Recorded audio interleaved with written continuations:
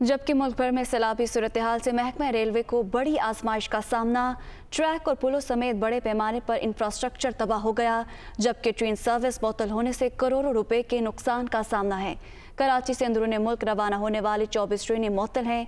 मजीद तफसीलात से आगाह करेंगे दुनिया न्यूज़ के नुमाइंदे मुनिस अहमद। देखिए, दिन का वक्त है और मैं कैंट स्टेशन पे मौजूद हूँ, लेकिन यहाँ पर सन्नाटों का राज है और इसकी बड़ी वजह जो मुल्क भर में बारिशें और सैलाबी रेले आए हैं उससे रेलवे के इंफ्रास्ट्रक्चर को शदीद नुकसान पहुँचा है। DCO हैं कराची डिवीज़न के इसहाक बलोच, उनका ये कहना है कि ये ऑपरेशंस कब बहाल होंगे। 30 अगस्त को असेसमेंट की जाएगी। लगभग 4 से 5 दिन तो कम अज़ कम ये ऑपरेशंस मुअत्तल हैं। असेसमेंट की जाएगी कि रिलीफ वर्क कितना हो चुका है, कितना राब्ता बहाल किया जा सकता है, उसके बाद ये फैसला किया जाएगा। कराची से लगभग 24 ट्रेनें अंदरूनी मुल्क के लिए रवाना होती हैं यौमिया, वो मुअत्तल हैं।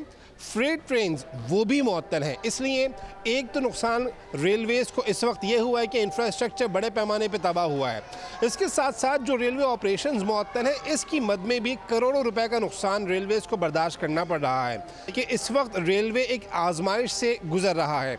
मुसाफिर जिन्होंने एडवांस बुकिंग कराई हुई थी इन दिनों में, उनको रिफ़ंड किया जाएगा टिकट्स के 100%।